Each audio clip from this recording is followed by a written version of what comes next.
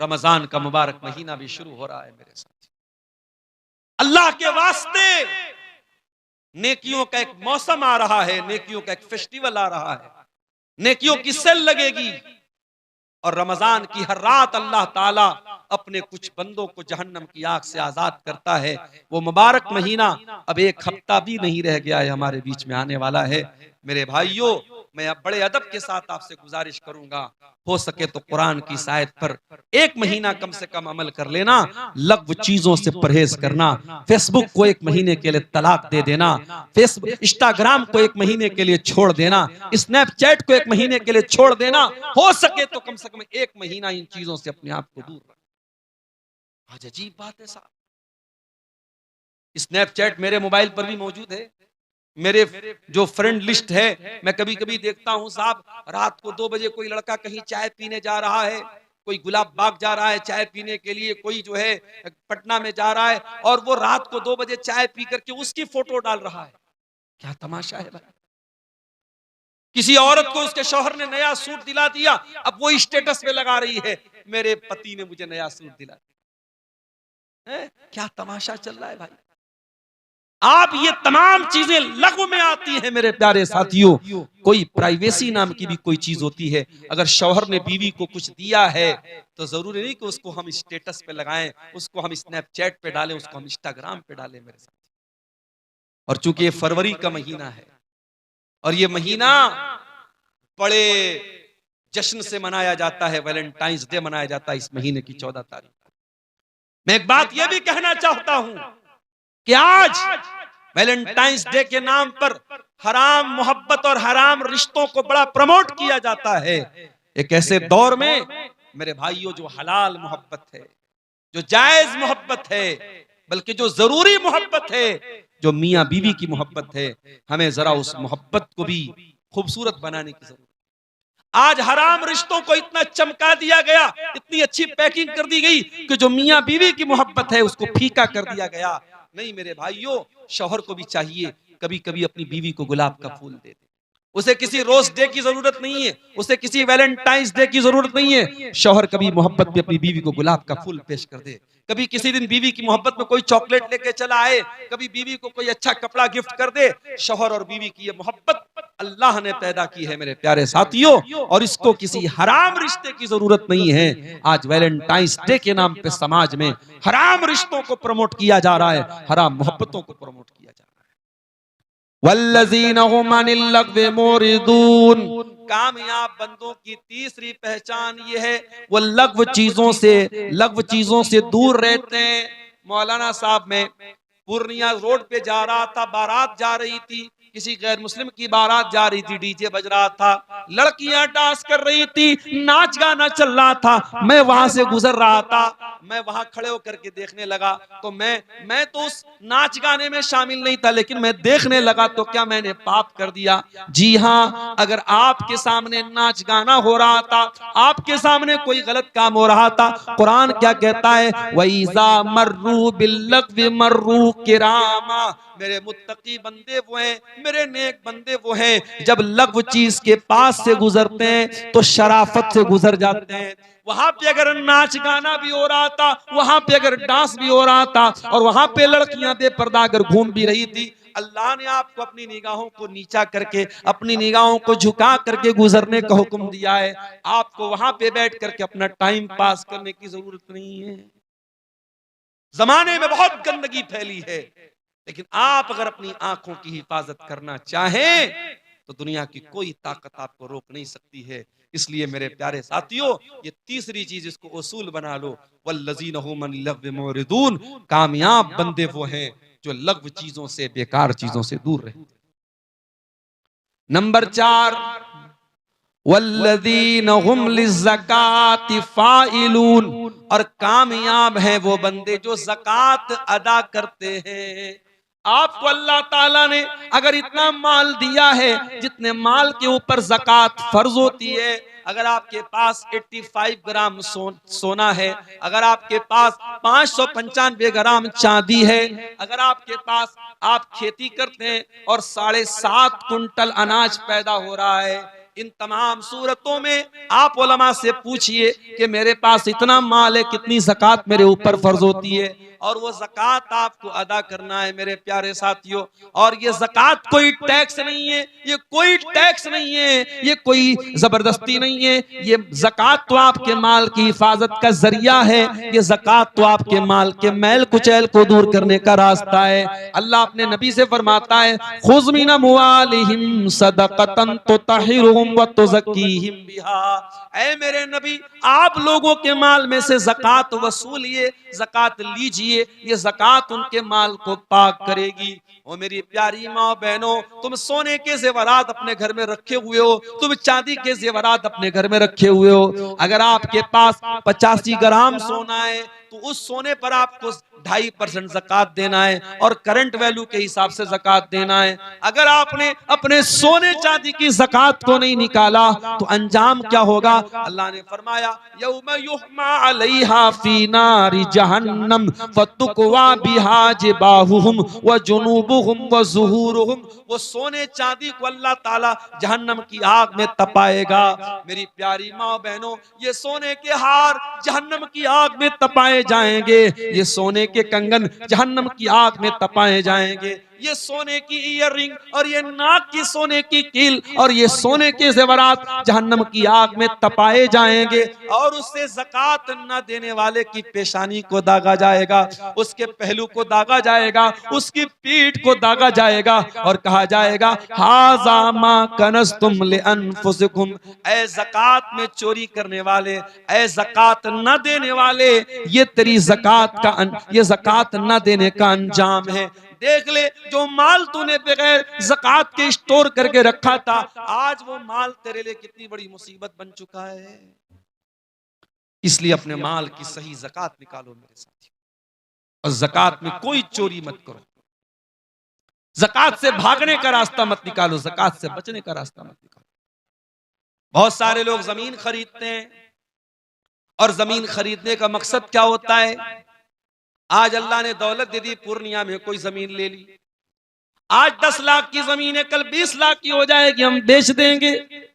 आपने अगर बेचने के मकसद से जमीन खरीदा है तो नोट कर लो मेरी बात, अगर बेचने के मकसद से जमीन खरीदा है तो वो जमीन आपका माले तिजारत है, वो बिजनेस एसेट है, और उस जमीन की ज़कात हर साल आपको देनी पड़ेगी। हाँ, अगर आपने जमीन लिए कि कारखाना बनाएंगे या दुकान निकालेंगे या बच्चों के रहने के लिए आपने जमीन ली है, उस जमीन पर आपको ज़कात नहीं देना है मेरे साथी। इसी तरीके से अगर आपने किसी को कर्जा दिया और सामने वाला बहुत गरीब हो गया और आपका कर्जा वापस करने की ताकत वो नहीं रखता है, इतनी क्षमता उसके पास नहीं कि आपका कर्जा वापस कर सके, तो आपने जो उसको कर्जा दिया है उसको अपनी ज़कात में माइनस करना, ये ठीक नहीं है, ये सही नहीं है। हाँ, अगर आपने किसी गरीब आदमी को कर्जा दिया और कर्जा देने के टाइम आपकी नीयत थी कि अगर इसने दे दिया तो अच्छी बात है, अगर नहीं दे पाया तो मैं ज़कात में इसको माइनस कर लूंगा, उस सूरत में आप ज़कात में से माइनस करेंगे। ज़कात का मसला इतना आसान नहीं है मेरे प्यारे साथियों। ज़कात के बहुत सारे मसाइल में लोग गलती करते हैं और ज़कात में चोरी करते हैं। अल्लाह ने फरमाया कामयाब होना है तो अपने माल की सही तरीके से तुम्हें ज़कात निकालनी। और इस आयत में ज़कात का एक और मतलब भी उलमा ने बताया है। यहां ज़कात से मुराद अपने दिल को पाक करना है। आज हमारा नौजवान चेहरे पर बड़ी मेहनत कर रहा है, लड़कियां चेहरे पर बड़ी मेहनत कर रही हैं, बड़ी क्रीमें आ रही हैं, बड़े पाउडर आ रहे हैं, बड़े वो फाउंडेशन और अला बला क्या क्या आ रहा है, चेहरे पर बहुत मेहनत हो रही है, लेकिन दिल पर कोई मेहनत नहीं। दिल में आज हम कीना कपट छुपाए हुए हैं, दिल में गंदगियां छुपाए हुए हैं। इब्राहीम अलैहिस्सलाम अल्लाह की बारगाह में कहते हैं, वला तुखज़नी यौम युबासून यौम ला यनफ़उ मालुन वला बनून इल्ला मन अतल्लाह बिक़ल्बिन सलीम। ऐ अल्लाह, तू कयामत के दिन मुझे रुसवा न करना, जिस दिन न माल काम आएगा न औलाद काम आएगी। ऐ अल्लाह, कयामत के दिन तो वही कामयाब होगा जो साफ सुथरा दिल लेकर के आएगा। दिल को पाक करो मेरे साथ। दिल को कीना से पाक करो, दिल को कपट से पाक करो, दिल को धोखाधड़ी से पाक करो। जब तक दिल पाक नहीं होगा हम अल्लाह क्या कामयाब नहीं हो सकते। तो ये चौथी चीज है, वल्लज़ीना हुम लिज़्ज़काति फ़ाइलून, कामयाब है वो बंदे जो अपनी ज़कात को अदा करते हैं, अपने दिल को पाक करते हैं। उसके बाद पांचवी चीज फरमाया, वल्लज़ीना हुम लिफ़ुरूजिहिम हाफ़िज़ून, और कामयाब हैं वो बंदे जो अपनी शर्मगाह की हिफाजत करते हैं, जो जिना नहीं करते, जो हराम काम नहीं करते, जो बदकारी नहीं करते। मैं मानता हूं मेरे भाइयों, बहुत बड़ा चैलेंज है आज के दौर में एक जवान लड़के के लिए, एक जवान लड़की के लिए अपनी शर्मगाह की हिफाजत करना बहुत बड़ा चैलेंज है। और ये चैलेंज क्यों है ये भी सुन लीजिए। आज हम एक ऐसे दौर में जिंदगी गुजार रहे हैं जहां अगर कोई मर्द दूसरी शादी कर ले तो सारा गांव उसको बदनाम करने पे तुल जाता है, इसने दूसरी शादी क्यों की, जबकि वो आदमी सही मकसद के साथ दूसरी शादी कर रहा है, पहली बीवी का हक भी अदा कर रहा है और अदलो इंसाफ भी कर रहा है, फिर भी समाज क्या कहता, बड़ा अय्याश आदमी है। और दूसरी शादी करने वाले को तो अय्याश कहा जाता है, लेकिन उसी समाज में एक आदमी नाजायज तरीके से शादीशुदा आदमी किसी औरत के साथ रिलेशनशिप रखता है, या कोई औरत किसी दूसरे शौहर के साथ किसी दूसरे आदमी के साथ ताल्लुकात रखती है, तो समाज उसको उतनी गंदी नजर से नहीं देखता है। मेरे प्यारे साथियों, समाज में आज जिना आसान हो चुका है, निकाह मुश्किल हो चुका है। आज निकाह करना हो तो बहुत सारे मुश्किलात और बहुत सारे मसाइल हैं, और जिना करने के लिए कोई मसला नहीं है। एक ऐसे दौर में मेरे प्यारे साथियों शर्मगाह की हिफाजत बहुत बड़ा चैलेंज है। लेकिन मेरे प्यारे नौजवान भाइयों, मैं आपको ये खुशखबरी भी सुनाना चाहता हूं, अगर इस दौर में आपने दो चीजों की हिफाजत कर ली, ये मेरी गारंटी नहीं है, ये आमिना के लाल की गारंटी है, ये जनाब मोहम्मद रसूलुल्लाह सल्लल्लाहु अलैहि वसल्लम की गारंटी है। आपने फरमाया, मैं यज़मन ली मा बैन लिह्यैहि व मा बैन रिजलैहि यज़मन लहुल जन्ना। ओ लोगों, तुम दो चीजों की गारंटी दे दो, जबान की गारंटी दे दो और शर्मगाह की गारंटी दे दो, मैं तुम्हें जन्नत की गारंटी दे देता हूं। जन्नत की गारंटी है मेरे प्यारे साथी। और अगर आप ये कहते हैं कि हालात बहुत बुरे हैं और इस दौर में अपनी शर्मगाह की हिफाजत बहुत मुश्किल काम है, तो मैं कुरान से एक मिसाल आपको देना चाहता हूं। हजरत यूसुफ अलैहिस्सलाम, यूसुफ अलैहिस्सलाम जिस औरत के घर में रहते थे, बहुत खूबसूरत औरत थी, जवान औरत थी, और कुरान क्या कहता है, वराबदतहुल्लती हुवा फी बैतिहा अन नफ्सिही व गल्लकतिल अबवाब। उस औरत ने हजरत यूसुफ अलैहिस्सलाम को अपने जाल में फंसाने की कोशिश की और घर के सारे दरवाजे अच्छी तरीके से बंद कर दिए। वकालत हैत लक, और यूसुफ अलैहिस्सलाम को अपने जाल में फंसाने की कोशिश की और बड़े प्यार और मोहब्बत के साथ हजरत यूसुफ को अपनी तरफ बुलाया और कहने लगी, हई तलक, ऐ यूसुफ मेरे पास आ जाओ। काल माअज़ल्लाह, हजरत यूसुफ ने फरमाया, मैं अल्लाह की पनाह चाहता हूँ, इन्नहु रब्बी अहसन मसवाया, मुझे मेरे रब ने इसी घर में ठिकाना दिया है, मैं इतना बड़ा जुल्म नहीं कर सकता, मैं इतना बड़ा अन्याय नहीं कर सकता। तो शर्मगाह की हिफाजत अगर अल्लाह का तकवा हो, अल्लाह का डर हो, तो इतने मुश्किल माहौल में और इतने मुश्किल हालात में भी की जा सकती है। ये मिसाल पेश की है हजरत यूसुफ अलैहिस्सलातु वस्सलाम ने। मेरे प्यारे साथी, वल्लज़ीना हुम लिफुरूजिहिम हाफिज़ून, कामयाब है वो बंदे जो अपनी शर्मगाह की हिफाजत करते हैं। और ये भी नोट कर लो मेरे भाइयों कि शर्मगाह की हिफाजत के लिए सबसे पहले नजर पर कंट्रोल करना जरूरी है। अरबी का एक शायर कहता है, नजरतुन फब्तिसामतुन फकलामु बुराई की शुरुआत तो पहली नजर से होती है। पहले लड़का लड़की को देखता है, लड़की लड़के को देखती है, पहले नजरें चार होती हैं, उसके बाद मुस्कुराहट का तबादला होता है, उसके बाद बातचीत से बात आगे बढ़ती है। सबसे पहला जो तीर है शैतान का, इब्लीस का सबसे पहला जो तीर है वो नजर का तीर है। और इसीलिए कुरान जब शर्मगाह की हिफाजत का हुक्म देता है तो कुरान क्या कहता है, कुल लिल मोमिनीना यगुद्दू मिन अबसारिहिम व यहफज़ू फुरूजहुम। ऐ नबी आप ईमान वाले मर्दों से कह दीजिए वो अपनी निगाहों को नीची रखें और अपनी शर्मगाह की हिफाजत करें। लेकिन एक बात बोलूं, इस्लाम शर्मगाह की हिफाजत का हुक्म तो देता है, लेकिन इस्लाम ये नहीं कहता है कि इस ख्वाहिश को ही खत्म कर दिया जाए। जैसे हमारे गैर मुस्लिम भाइयों के यहाँ एक जिंदगी होती गृहस्थ जीवन और एक होता है ब्रह्मचर्य जीवन। ब्रह्मचर्य का मतलब कि आप शादी ही न करें। और आज हमारे मुल्क में बहुत सारे लोग हैं जिन्होंने शादी नहीं की है और वो समझते हैं कि साहब ये ईश्वर को और अल्लाह को खुश करने का एक रास्ता है। इस्लाम में ऐसा कोई कॉन्सेप्ट नहीं है। इस्लाम ये तालीम नहीं देता है कि आप ब्रह्मचर्य अपना लें और आप शादी ना करें, आप निकाह ना करें। अल्लाह के नबी के एक सहाबी थे, उनका नाम था उस्मान बिन मज़ऊन रज़ी अल्लाह ताला अन्हु। उन्होंने एक मर्तबा उन्होंने ये सोचा कि अगर मैं शादी करूंगा बहुत सारे मसले पैदा होंगे, एक काम करता हूं मैं अपनी इस ख्वाहिश को ही मिटा देता हूं। उस जमाने में जैसे बकरों को खसी किया जाता है, बहुत सारे लोग अपने आप को खसी कर लेते थे। उस्मान इब्न मज़ऊन रज़ी अल्लाह ताला अन्हु अल्लाह के नबी के पास आए और कहा, अल्लाह के नबी मैं चाहता हूं कि अल्लाह की इबादत करने के लिए मैं अपने आप को वक्फ कर दूं और मैं खसी अपने आप को कर लूं। अल्लाह के नबी क्या इस बात की इजाजत है?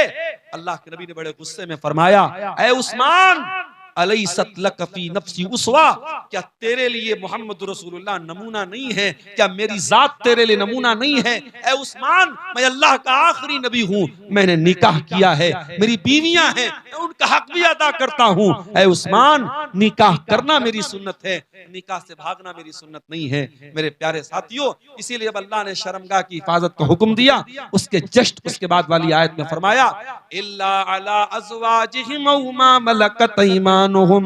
ओ लोगों, शर्मगाह की हिफाजत करने का हुक्म तो है, मगर निकाह करके अपनी बीवी को लेके आ जाओ और अपनी बीवी के साथ जायज तरीके से तुम अपनी शहावत को पूरी करो, इसमें कोई हरज की बात नहीं है। फमन इब्तगा वरा ज़ालिका फउलाइका हुमुल आदून। हाँ, लेकिन शादी करने के बाद और बीवी के आ जाने के बाद अगर तुमने गलत तरीके से, अगर तुमने अपनी इस शहवत का इस्तेमाल किया, अपनी इस ख्वाहिश का इस्तेमाल तुमने नाजायज तरीके से किया, तो फिर तुम हद से तजावुज करने वालों में से हो जाओगे। तो ये हो गई 6 चीजें, 5 चीजें, माफ कीजिए, 3 चीजें और बयान करके जल्दी जल्दी बात खत्म करते हैं। वल्लज़ीना हुम लिअमानातिहिम व अहदिहिम राऊन। और कामयाब बंदे वो हैं जो अमानतदार होते हैं, जिनके पास अमानत रखी जाए तो वो अमानत में खयानत नहीं करते हैं। और ऐ लोगों, कान खोल के सुन लो, दुनिया की हर जिम्मेदारी एक अमानत है। आप अगर शौहर हैं तो बीवी भी एक अमानत है, आप अगर साहिब औलाद हैं तो औलाद भी एक अमानत है, आप अगर अपने मोहल्ले के अपने गांव के जिम्मेदार हैं तो ये भी एक अमानत है। कभी अमानत में खयानत मत करना, कभी अपनी जिम्मेदारी के साथ चीटिंग न करना, धोखा न करना। वल्लज़ीना हुम लिअमानातिहिम व अहदिहिम राऊन। और कामयाब बंदे वो हैं जो वादे के पक्के होते हैं, जो वादा करने के बाद वादे को निभाते हैं, वादा खिलाफी नहीं करते हैं, जबान के पक्के होते हैं, जो कमिटमेंट करते हैं, जो बात करते हैं उस बात पे कायम रहते हैं। जो अपने वादे से वादा खिलाफी करे, नबी ने फरमाया मुनाफिक की 3 अलामतें हैं। इज़ा हद्दसा कज़ब, जब बात करे तो झूठ बोले, व इज़ा वादा अखलफ, जब वादा करे तो वादा खिलाफी करे, व इज़ा तुमिना खान, और अमानत रखी जाए तो खयानत करे। तो अमानतदार होते हैं और वादा पूरा करने वाले होते हैं। और 8वीं चीज और आखिरी चीज फरमाया, वल्लज़ीना हुम अला सलवातिहिम युहाफिज़ून। और कामयाब हैं वो बंदे जो अपनी नमाजों की पाबंदी करते हैं। देखिए, दूसरी सिफत ये बताई थी कि नमाज में खुशू और खुजू इख्तियार करते हैं, और 8वीं चीज क्या फरमाई कि नमाज की हिफाजत करते हैं। यानी दोनों जरूरी है, नमाज खुशू और खुजू के साथ पढ़ी जाए, रसूल के तरीके पर पढ़ी जाए, सही तरीके से पढ़ी जाए, ये भी जरूरी है। और ये भी जरूरी है कि नमाज पाबंदी के साथ पढ़ी जाए। एक टाइम की भी नमाज छूटे तो ऐसा लगे कि हाँ कुछ मिस हो गया, कुछ छूट गया। अभी मैं आया था, स्टेज पर बैठा था, एक नौजवान ने पीछे से आके कहा, मौलाना 2013 से आपकी तकरीर सुन रहा हूँ और अल्हम्दुलिल्लाह नमाज की पाबंदी कर रहा हूँ। मैं उस नौजवान के हक में दुआ करता हूँ, अल्लाह उसको बाकी जिंदगी में भी नमाज का पाबंद बनाए, और हमारे जो भी भाई नमाज से दूर हैं अल्लाह उनको भी नमाज का पाबंद बनाए। मेरे प्यारे साथियों, ये नमाज कोई ऐसी चीज नहीं है कि मन में आया तो पढ़ लिया और मन नहीं किया तो नहीं पढ़ा। ये नमाज हर हाल में पढ़नी है। इन्नस्सलात कानत अलल मुमिनीना किताबन मौकूता, नमाज अपने टाइम पर फर्ज है। आप लोकेशन चेंज कर लें, इलाका बदल लें, मुल्क बदल लें, लेकिन नमाज माफ नहीं होती है। जमीन से लेकर आसमान तक कहीं भी चले जाएं, आपको नमाज पढ़नी है। मेरे प्यारे साथियों, रमजान का मुबारक महीना आगे आने वाला है। मैं ये भी गुजारिश करूंगा, अगर हमारा कोई भाई और हमारी कोई बहन बेनमाजी है, मैं बड़े प्यार से, बड़े प्रेम से, बड़ी मोहब्बत से कहूंगा, अल्लाह के वास्ते, जैसे रमजान में आप जिंदगी में बहुत कुछ तब्दील कर देते हैं। सुबह 4 बजे उठ करके कोई खाता नहीं है, मगर रमजान में हम खाते हैं, सहरी खाते हैं। दोपहर का खाना हम साल भर खाते हैं, मगर रमजान में हम नहीं खाते हैं। शाम को 6 बजे आम दिनों में हम नहीं खाते, मगर रमजान में इफ्तार करते हैं। सोने का, खाने का, सब चीजों का टाइम चेंज हो जाता है। मेरे प्यारे साथियों, रमजान में अपनी अपनी बुरी आदतों को भी हम चेंज कर लें। कोई सिगरेट का आदी है तो कम से कम 1 महीने के लिए तय कर ले, मुझे सिगरेट को हाथ नहीं लगाना है। कोई गुटखे का आदी है, 1 महीने के लिए तय कर ले, मुझे गुटखे को हाथ नहीं लगाना है। कोई बेनमाजी है, 1 महीने के लिए तय कर ले कि मैं पक्का नमाजी बन के दिखाऊंगा। इंशाअल्लाह अगर आप पक्का कमिटमेंट करेंगे, सच्ची तौबा करेंगे, अल्लाह तबारक व तआला मदद करेगा। मेरे प्यारे साथियों, वल्लज़ीना जाहदू फीना लनहदियन्नहुम सुबुलना, जो लोग हमारी राह में मेहनत करेंगे हम जरूर उनको अपना रास्ता दिखाएंगे, ये अल्लाह का वादा है। ये 1-2 सवालात आए हैं, इनका जवाब देके बात खत्म करते हैं। ये चंदा भी देखिए बराबर हो रहा है माशाअल्लाह, और अभी हमारे बाद अच्छा अबुल कलाम साहब भी आए हुए हैं माशाअल्लाह। शेख अबुल कलाम साहब भी तशरीफ लाए हैं। ये भी इंशाअल्लाह आपके बड़े महबूब मुकर्रिर, इनके हाथ पर भी आप हजरात कुछ चंदा देंगे। ये देखिए मोहम्मद